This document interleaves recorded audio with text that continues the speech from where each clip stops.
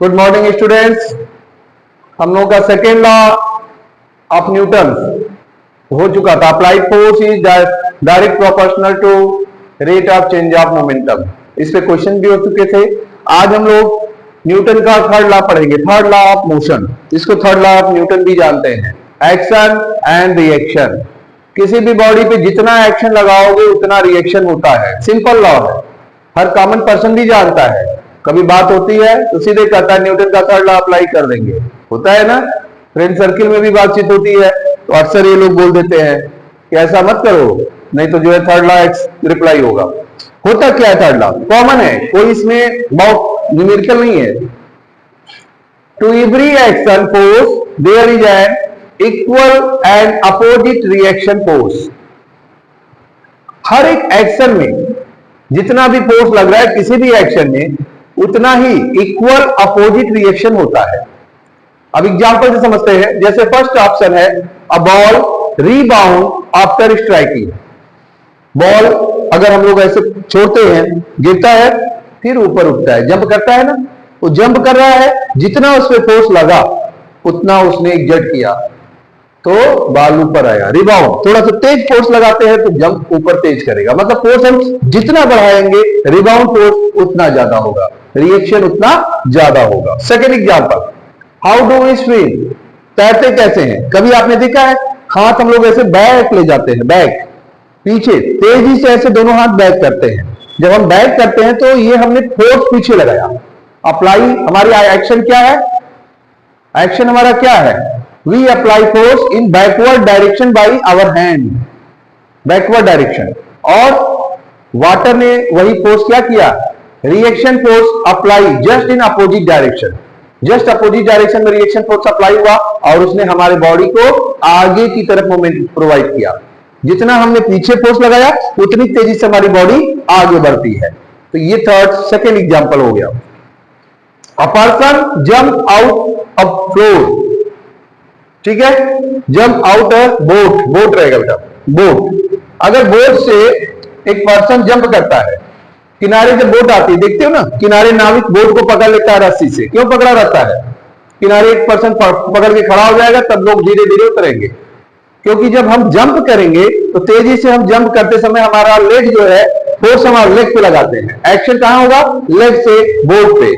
ऐसे force provide करेंगे ताकि हमको फोर्स मिले। एग्जर्ट फोर्स होता है जस्ट अपोजिट डायरेक्शन में और हम किनारे चले जाते हैं। तो हम फोर्स लगाए फॉरवर्ड डायरेक्शन में, तो बोट पे एग्जर्ट हुआ अपोजिट डायरेक्शन में, तो हमारा फोर्स किधर है? In forward direction. उतना ही एक्शन का रिएक्शन अप्लाई हुआ बोट पे, बोट अपोजिट डायरेक्शन में जाता है। इसीलिए बोटमैन क्या है, रस्सी से उसको जो है पकड़े रहते हैं जब तक पर्सन उतर नहीं जाते हैं, और वन बाई वन सबको उतारते हैं, एक साथ नहीं। ज्यादा फोर्स एग्जर्ट हो गया तो पता चला कंट्रोल से बाहर, ठीक है। Fourth, why a gun require, explain करना है गन रिक्वायर क्यों होता है। गन से जब बुलेट निकलती है तो इसकी स्पीड बहुत ज्यादा होती है, 200, 300 ऐसे तेजी से। और जब तेजी से फायर होगा गन से बुलेट, जब आगे निकलेगा तो उतना ही मोमेंटम वो एग्जर्ट करेगा बैकवर्ड डायरेक्शन में। तो हाथ देखो ऐसे झटका लगता है ना बैकवर्ड डायरेक्शन में, गन पीछे की तरफ जो है झटका देता है। इसे हम लोग क्या बोलते हैं? रिक्वायर। क्या बोलते हैं? रिक्वायर। इसी पे एक न्यूमेरिकल मैं देता हूं, रिक्वायर्ड वेलोसिटी क्या होती है, ये आप लोग कर लीजिए। तो इसके बाद जो है मैं एक न्यूमेरिकल करा रहा हूं और आज एक टॉपिक खत्म हो जाएगी। तो इस टॉपिक के बाद जो है एक दिन हम कुछ क्वेश्चंस डिस्कस करेंगे। अभी कुछ क्वेश्चंस भी ओरल बता रहे हैं।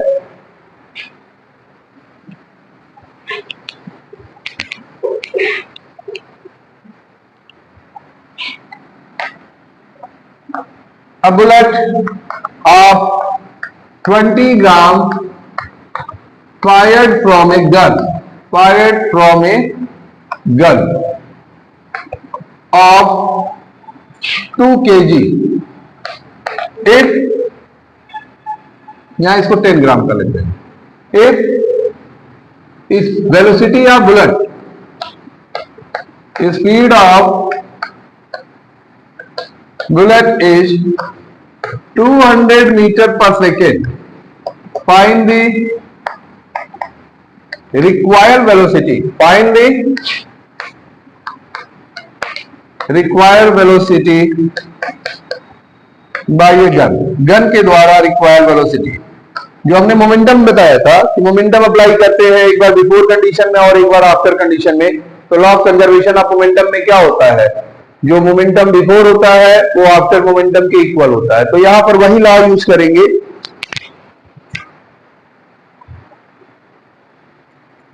यहां पर है, पहले रीस्टेटमेंट लिखिए। बुलेट का मास है m1 10 ग्राम, 10/1000 0.01 kg। सबको स्टैंडर्ड यूनिट में कन्वर्ट कर लेते हैं। m2 क्या दिया हुआ है, गन का मास है 2 kg। v1 है बुलेट का स्पीड 200 मीटर पर सेकेंड, और आपसे पूछा गया है v2 गन की रिक्वायर्ड वेलोसिटी जो गन झटका देगा। तो according to law of conservation of momentum, law of conservation of momentum क्या होगा, m1 v1 equal to m2 v2। अब v2 आपको निकालना है तो m2 कहां चला जाएगा, ये नीचे। तो v2 इक्वल टू हो जाएगा m1 v1 upon m2। Value देखते हैं, m1 क्या है 0.01, v1 क्या है 200 और m2 क्या है 2। इससे कैंसिल किया 100 और 100 का मल्टीप्लाई होगा 0.01 में, तो डेसिमल हट जाएगा 2 प्लेस पे, 1 मीटर पर सेकेंड। ये है रिक्वायर्ड वेलोसिटी। गन 1 मीटर पर सेकेंड के हिसाब से रिक्वायर्ड वेलोसिटी प्रोवाइड करेगा, मतलब बहुत कम झटका लगेगा। तो गन का वेट जितना ज्यादा होगा उतना जो है रिक्वायर्ड वेलोसिटी हम कम फील करेंगे। तो ये हो गया आपका जो है इस टॉपिक पे न्यूमेरिकल। अब कुछ क्वेश्चन हम लोग जो है डिस्कस कर लेते हैं, ठीक है। सबसे पहले क्वेश्चन है, मल्टीपल क्वेश्चंस कुछ कर लेते हैं।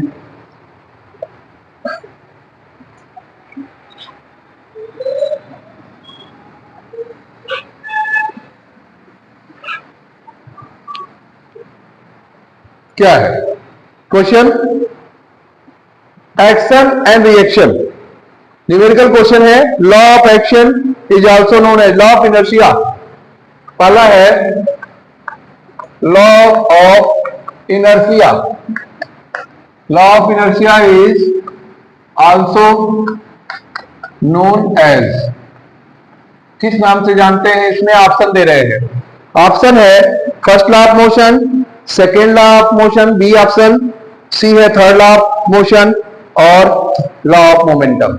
तो लॉ ऑफ इनर्शिया को किस नाम से जानते हैं, फर्स्ट लॉ ऑफ मोशन। ये क्या होगा इसका answer, first law of motion, first law of motion.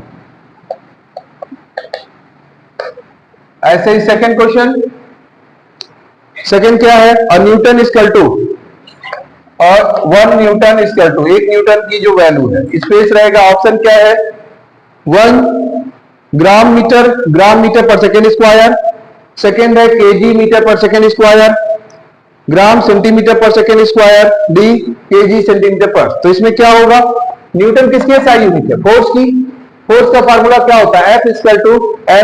देखिए F इक्वल टू क्या होता है ma, तो m मास है, मास की एसआई यूनिट क्या होगी केजी, और a एक्सेलरेशन है, इसका क्या होगा मीटर पर सेकेंड स्क्वायर। तो यहां क्या होगा केजी मीटर पर सेकेंड स्क्वायर। कभी भी एसआई यूनिट से हम उसको आसानी से सिग्निफिकेंट निकाल सकते हैं, उसकी वैल्यूएशन को निकाल सकते हैं। अब पूछा गया है next question, an object straight line, N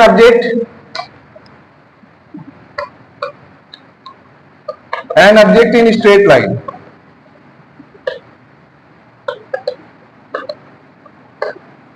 an object in straight line, एक ऑब्जेक्ट स्ट्रेट लाइन में है, ठीक है। Motion with uniform velocity, motion with uniform velocity, uniform velocity, motion with uniform velocity. A force is not required,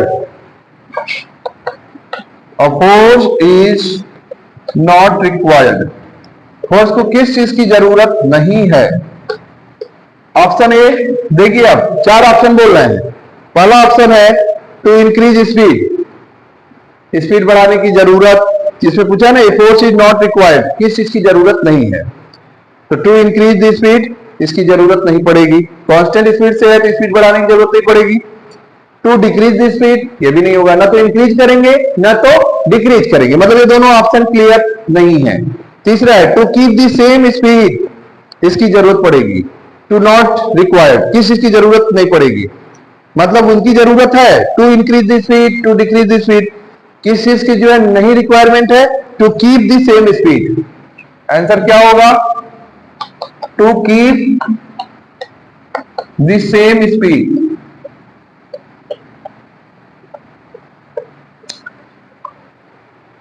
अब एक question है, momentum of object is double, momentum of object is double, पहले क्या reason है, कैसे double होगा, momentum होता क्या है, मोमेंटम को स्मॉल पी से शो करते हैं, small P equal to M into V, मतलब मास बढ़ेगा तो मोमेंटम बढ़ेगा, वेलोसिटी बढ़ेगा तो मोमेंटम बढ़ेगा। तो ऑप्शन क्या है इसमें, its mass is double and velocity is half ना, मास डबल करेंगे तो मोमेंटम डबल होगा, वेलोसिटी को उसमें चेंज नहीं करना होगा, तो ये ऑप्शन गलत है। दूसरा, mass remain same and velocity is half, जब मास सेम है वेलोसिटी हाफ होगा तो मोमेंटम हाफ में हो जाएगा, मोमेंटम डबल कहां से होगा, मतलब ये मास और वेलोसिटी के प्रोपोर्शनल है ना, दोनों के प्रोडक्ट के, तो गलत है। Velocity is double, mass remain same, ये ऑप्शन सही होगा। वेलोसिटी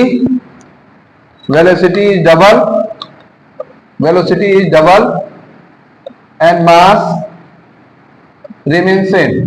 एक कंडीशन ऐसे भी दे सकते हैं, अगर मान लो इसमें हमारा देखो ये होता है P equal to M V है, अगर हम m को भी डबल करते v को सेम रखते, m डबल करते v को सेम रखते तब भी होता, या दूसरा कंडीशन ये यहाँ पे जो दिया गया है कि v को डबल कर दिया m को सेम रख दिया, तो ये दो कंडीशन यहाँ पर पॉसिबल है, ये टू कंडीशन इज पॉसिबल, जब हमारा मोमेंटम क्या होगा, डबल होगा। तो यहाँ पर ये हो गया, वेलोसिटी डबल किया गया और मास को सेम कर दिया गया। एक कंडीशन और याद कर लीजिए कि अगर मास डबल करते हैं वेलोसिटी सेम कर देते हैं, ठीक है। Action reaction,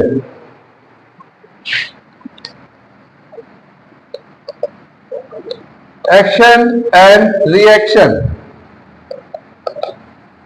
action and reaction किस पे होता है, option A, act and same object, एक ही ऑब्जेक्ट पे होगा, कैसे, not possible.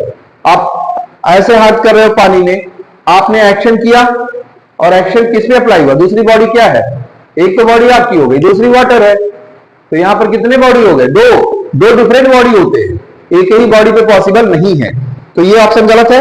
Eight two different object, तो यहां पर क्या होगा answer, at two different object, दो डिफरेंट ऑब्जेक्ट होंगे। तो ये आपका चैप्टर आज फिनिश हो चुका है। एक दिन इसमें एनसीईआरटी के कुछ क्वेश्चन एक्सरसाइज के डिस्कस कर लेंगे और फिर बहुत ही इंपॉर्टेंट चैप्टर स्टार्ट करेंगे, ग्रेविटेशन, बहुत जल्द स्टार्ट करेंगे। एक आध सेशन अभी इसमें और लेंगे, क्वेश्चंस का, इन एक्सरसाइज का, इंडेक्स का, ठीक है। तब तक आप लोग प्रैक्टिस करते रहिए, चैप्टर फिनिश हो गया है, बार बार रिवीजन करते रहिए। Okay, good day.